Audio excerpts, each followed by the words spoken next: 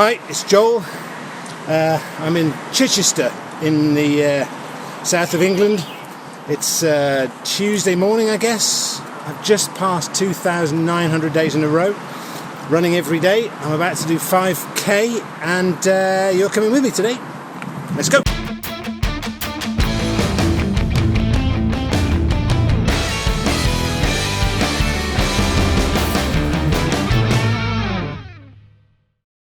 Today I'm running with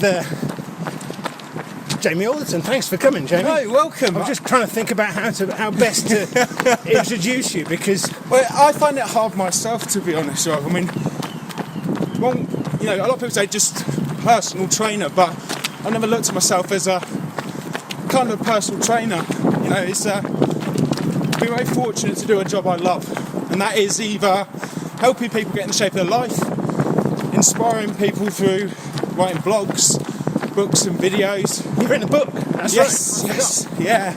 Wrote that 2 years ago, more or less this week. But you're an entrepreneur as well. You've got a gym. Yeah, gym. Run one of the UK's biggest transformation challenges online. You got how many people following you on Instagram? I don't know, too many. About 110,000. That's incredible. Something like that. Also done a lot of charity events. Done 2 24-hour endurance events for charity. Pushed a 140 kilo sled for 24 hours. And last year ran backwards non-stop for 109 kilometres in 24 hours. So I like to keep myself busy with that. No bloody kidding, Jamie. But I like to do, the biggest thing for me is people set limitations on themselves, but they don't question, what they're capable of doing. Sure. And then they don't push it because they're worried that they might not achieve something. Right. But then you learn through not achieving. Sure. Yeah, that makes sense. I find that kind of threshold and you're like, oh, okay, that wasn't that bad, or I've now learned what not to do. Right. That makes and sense. That's kind of what I've done for the last, I'd say, 5 years. So it's fun. It's fun when you understand that it's okay to fail. It's okay to mess up.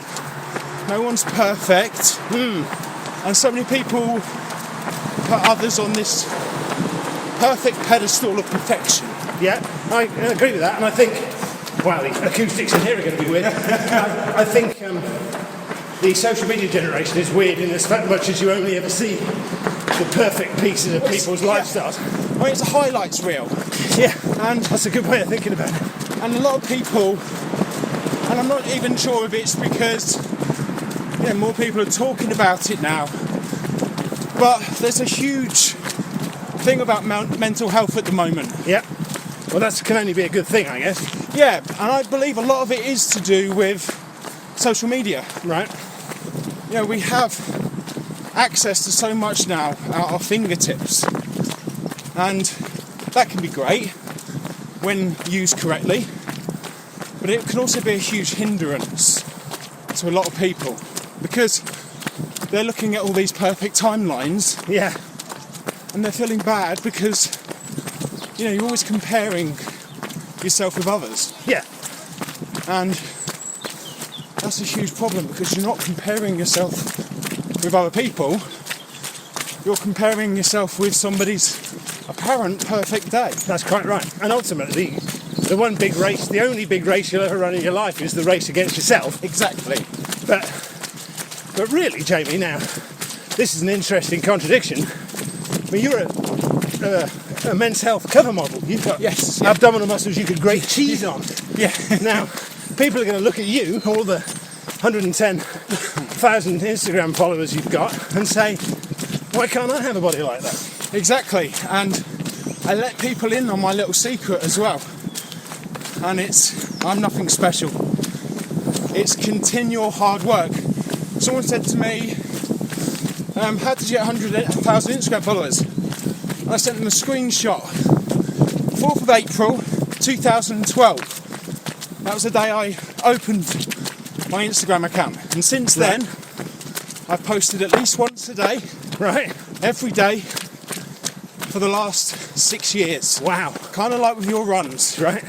What's the secret? What's the secret to staying lean and healthy for the last 8 years, Joel? Right. What's the secret? Just repetition, You know, I guess. You got told something today. What if you fall ill Yeah. and you're unable to do your run, and your instant response? Well, I don't get ill. I'll do it anyway. Because I run. Yeah. Because you've set yourself a non-negotiable. I must do this every single day. So that commitment is extremely admirable. I believe that in anybody doing anything. Yeah, and I think a great quote which I learned many years ago is, commitment is doing the thing you said you were going to do long after the mood in which you said it has passed. Yeah, that's a great quote.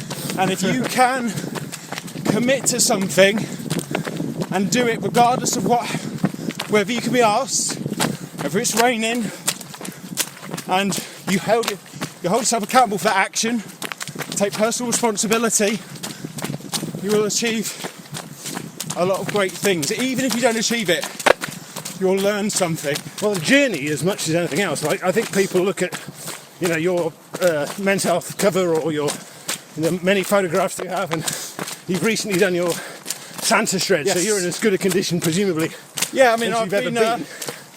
But they look at that and they think that's the end goal, but really that's part of the journey, I guess. That's just there is no end. I mean, there's this whole Zen thing which I like, which talks about the outcome is not the outcome because there is no end. Right. And whether you achieve something negative or positive, I mean, until the day you die, you don't know whether that was a good thing. I got made redundant 2012. I was working in Kenya, Right. as security advisor for the UN, and at that point in my life, that was the worst thing that ever happened to me. Absolutely gutted. No job. Just got a brand new mortgage. Had £800 in the bank, and I was in a bad situation. Turned out to be the greatest thing that ever happened to me, because then became a personal trainer, started helping more people, and that's where I am today.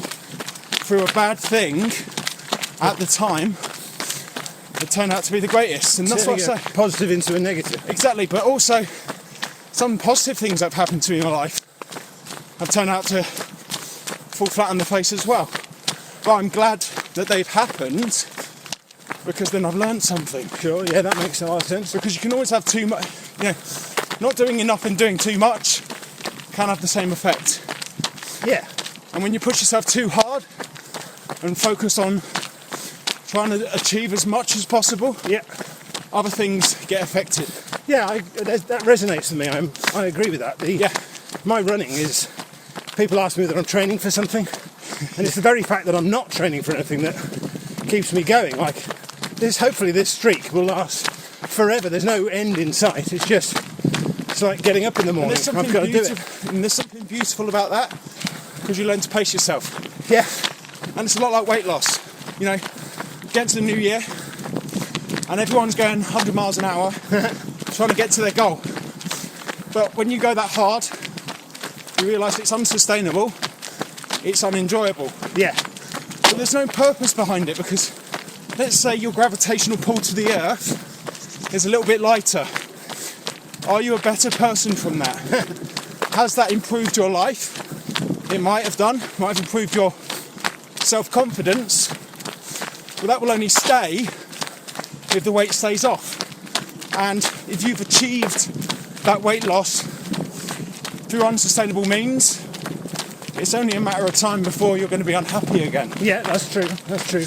Well, I think a lot of people use weight loss or gaining money or prestige or celebrity or Instagram followers as a proxy for happiness. Yeah. When really it's nothing of the sort.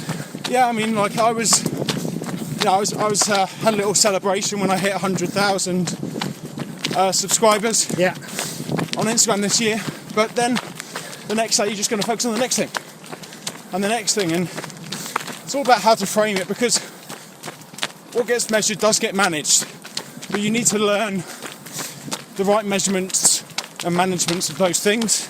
Yeah, that's an interesting way of looking at it. I kind of call it like kind of checkpoints and end points, because in a marathon you don't set off with the view of 26 miles, 26.2 miles at the end. You go out and go, right, I'm going to get to the first checkpoint, have some water, a bit of a shake off, and then I'm going to go to the next one. Yeah.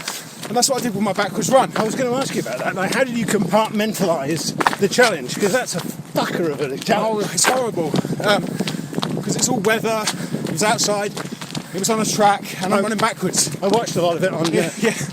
But a lot of it was, okay, strategy is run 10 laps, which is 4 kilometres, walk for half a lap, take on some food, water, turn around, and then do another 10 laps the other way. Because what I found is rotating for many hours puts a lot of weird pressure, because you're turning on the corners so much. Yeah. On one foot and not the other. Really? You found that? Yeah, when I was training, I had a massive flare up in one calf, but not the other. And it was literally because I was turning that one foot and not the other. But also, it kind of reset me. 9, 8, 7, 6, 5, 4, 3, 2, 1. Right. Food, water, reset, refocus, go. Wow. 10, 9, 8, 7, 6, 5, 4. So I was doing it in 4 kilometre blocks.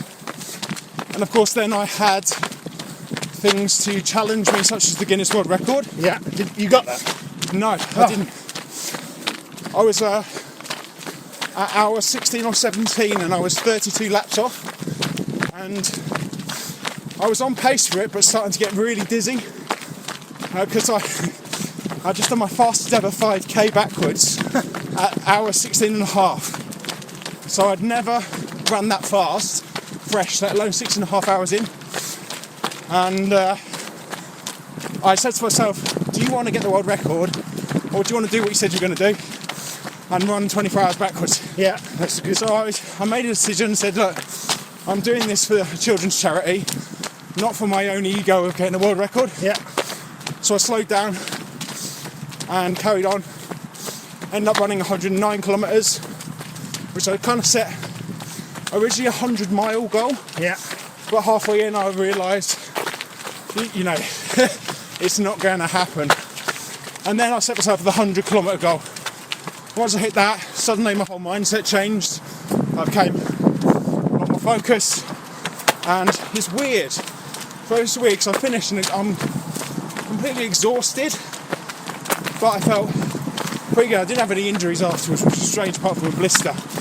Yeah, let's turn around. That's probably about a mile and a half. Once again, I forgot to start my Garmin. Let's come on my right side, Jamie, so people can hear what you're saying. Let's hope the weather and the wind don't get in the way of this. But I know from speaking to a lot of friends who are ultra runners that 100 kilometres is hard forwards, let alone the repetition of running around the track and doing it backwards. And I think the training was the hardest, because when I was doing the sled push, 24 hours push your sled, but I do 6-7 hours training, and it's a controlled environment. Right. I'm in my gym, headphones on, and I'm just in the zone. I can switch off certain parts of my brain that kind of conserve that energy. Is that something you've trained to do? Yeah. Allowing music, and obviously I was in the army for 7 years, so I learned that kind of mental conditioning from there. But the backwards run was hard because I was training around the park during the day, and I'm running backwards. So I found on Amazon these spy glasses, and they're just cheap glasses that you can see with little mirrors in the top. So I got very good at running backwards and being able to see behind me. That's smart. The only problem is when you're running backwards towards someone, they don't know that. So they start to panic, and then you whiz around and they're like, how did he see me? But there's a certain part in your brain where you can't switch it off, because you have to be aware of your surroundings. Right, of course. And during 7, 8 o'clock in the morning, that's when everyone's walking the dogs. And dogs are really confused when someone runs backwards, because they think you're running towards them when you're not. So I'd have dogs chasing me all the time. So it was really, really hard to train for. Like it isn't hard enough. Yeah. And added to all that, I remember one story. Luckily, it was only a 2-hour run, but it was during the summer, blistering heat. And as the hours go on, you realise that you need to have more things on you. Gel packs, energy, water. But for 1 or 2 hours, I had a water bottle down on the side of the field. Yeah. And bless her, this lady, she picked my water bottle up, and because I'm running backwards, I can see what she's doing. I'm like, please don't chuck that in the bin. And she didn't just chuck it in the bin, she chucked it in the dog poo bin. Oh no. So I had to endure the last hour at one of the hottest summers running backwards. And with no I was just like liquid. But then I reframed it. I was like, look, imagine now, Jamie, this is not hour 2 of a 2-hour training. This is hour 17 of your competition with yourself. And now you're going to learn something here. No kidding. So it's very important with any kind of challenge to always frame it, because you'll always have doubts with things. Yeah. But when you frame it right, it changes your opinion. I had a client who gained 3 stone because he hurt his knee. Right. And he hurt his knee, so he couldn't run. So he used his excuse to gain that 3 stone. Right. But he justified it. He said, oh yeah, because of money. I said, that's bullshit. And then I told him about one of my friends, Mark Ormrod. In 2011, he slept on an IED in Afghanistan. Jesus. Lost both his legs and an arm. And inspirational guy. But I showed him his photo shoot pictures from 2 years ago where he got shredded. And he came down the gym where I am and trained with us. Right. And it's just like, look, I'll get him on the phone and you tell him about your knee story. Yeah. And then we'll have a conversation. And he was just like, you're completely right. Yeah, there's nowhere to hide, really. Because, you're rational, the only person you need to convince is yourself. But always understand when you reframe it and you know that there's someone out there worse off than you, training harder than you and not using the same excuses as you. And just because you haven't met them yet doesn't mean that they don't exist. And if you can get that in your head in everything you do and understand that what you're having problems with in life is nothing special. Millions of people have been through it before. Yeah. And millions of people have also come out on top.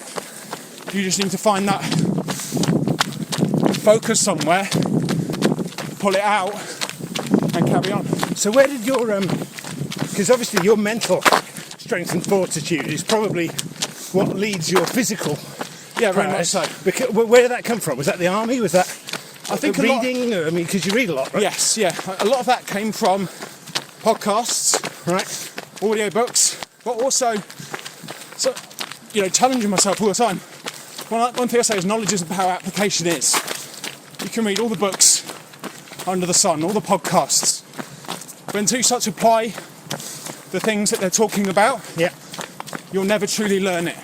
That makes sense. And so many people just quote things. And that's great, but you're not doing it. And it's that knowledge and application which is power. Yeah. But it's hard. I mean, intellectually, I understand that. Yeah. But it's hard to actually make that stick in the real world where life gets in the way. But then this adds to a quote that I say. Don't listen to someone's words, or don't listen to what people say. Watch what they do. Mm-hmm. Because this is cheap. This is very cheap. And funnily enough, this becomes more inspirational, motivational when you've seen that they've done the work too. Right, quite right. Well, and some guy's got no legs, he's in the gym working exactly. out. And he's not going to deal with your excuse because he's been through more shit than you. Yeah, he's just going to be, wow. So, how do you become more confident as a person? You've got to put yourself in that pain. You've got to put yourself in that discomfort, and you've got to do things that scare you. And that could be a lot of people do things that scare you. Okay, I'm going to jump out of a plane. No, that is scary. But not as scary as walking into a gym for the first time in your life, feeling like you're being judged by everyone else. Yeah, indeed. Just doing those simple things, which to others might not be a big deal, but they are to you. And I think that's an important thing that I want to kind of challenge people to do. That thing that makes your heart pump of fear and wanting to hide. You've got to learn to condition that, understand that everyone feels like that, and then do the thing that is making that heart beat. I've just read a book about David Goggins. I've just literally halfway through, 10 hours into it. Oh, right. And he said do something that makes you uncomfortable every day. yeah, so for me that was a huge motivation, because I was trying to explain to someone what goes in your head when you're doing like 10, 12, 14 hours of endurance exercise. Yeah. And I listened to a podcast with David on, and he hit the button on the head. And he's just, one of the things he said is like, we have an ability to go somewhere if we choose to allow ourselves, if we choose to push through. And what you find is, as we were talking about, if this was a 50-mile run, we'd probably be less exhausted now than on a 5k. Yes. Because it's a perspective. You're pacing yourself differently. Exactly. And when you understand that life is a very long game and that you need to pace yourself, you look at a lot of things very differently. Well, you've been, if you don't mind me saying, you appear to have got more philosophical in the last year or so. Yeah. You maybe less intense, more. Yeah, very much so. And so what's the cause of that? A lot of personal issues in my life. Right. 2016 when I opened the gym was, as I was talking about with successes, I'd written a best-selling book, broke a world record, built a gym, was managing one of the UK's top health podcasts, and then at the end of the year had a bit of a breakdown, split up from my wife. Jesus. Had massive problems because instead of focusing on the wrong thing. Yeah, I mean, a lot of people say that there's an interesting thing that I saw by a guy called James Clear, and he calls it the 4 burners theory. If you imagine 4 burners on a stove, Yeah. one is your health, one is your family, one is your friends, and one is your work. It says to become successful you need to give up one of them, and to become very successful you need to give up 2. Jesus. And when you look at the mindset of that, I was trying to torch out 2 of my most important burners. Yeah, the wrong ones. Which was family and friends. But also probably a 3rd one, health. Right, really? Because I was in peak physical shape, but health isn't always visual. No. It's mental too. Very much, yeah, I agree with that. So I kind of messed that up, and what looked like an amazing year on a piece of paper and to others was actually a very unsuccessful year in my personal life. That's a sobering and educational experience right there. And it's, life's about scales. We either do too little or too much. And with that 4 burners theory, you can put all 4 of those on a scale. And this is the whole balance thing. Sometimes you need to do too much, sometimes you need to do too little. You need to see where you are on that scale, and know when to put your foot down or take the foot off the gas. Yeah, very much. And something that I had to take the foot off the gas was helping others without helping myself. Because I'd answer 200 emails a day, 100 messages a day. That's the Gary Vaynerchuk approach. 100 Facebook messages a day, but I wouldn't answer a single message from my wife. And I was so busy helping other people that didn't matter that I forgot to focus my energy on people who did. But you fixed that now, and I believe you're going to be a father again. Going to be a father again, Congratulations. So that's a good end to the story. That's but also, it's a never-ending story. That's just another chapter in the next book. And anything like that that's happened, I thanked, because it's made me a better person. And I think that comes down to self-awareness. If you're lying to yourself constantly, you don't learn anything. If you're willing to be honest and understand that even Superman has kryptonite for a reason. It's because you wouldn't relate to him if he was completely perfect. Then you realise that you let yourself off, don't you? Yeah. Give yourself a all superheroes have vulnerabilities, and you've got to, as soon as you understand that, you can embrace them. Now, before we finish our runs, let's finish back at the gym.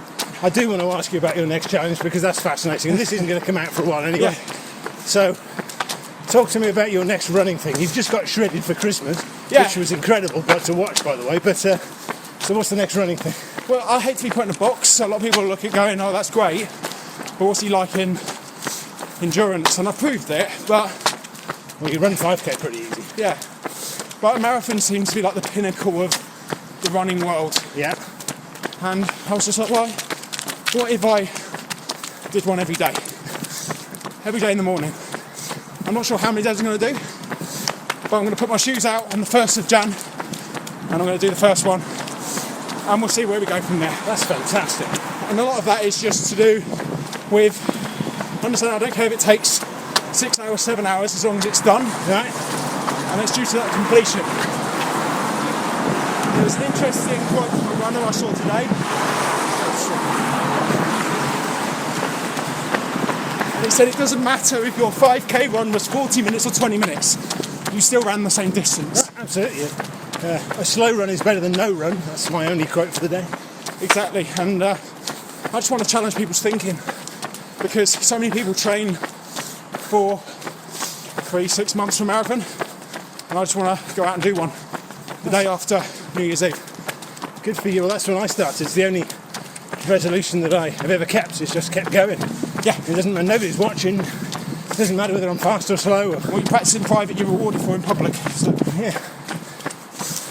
But yeah. It's been as fascinating as I hoped it would be and expected it would to be. Thank you, Jamie. Thank you. I really appreciate it. One thing I like about running as well, it's very hard to do on a mobile phone, which is a good thing to do, because it enables you to be with your thoughts. Yep.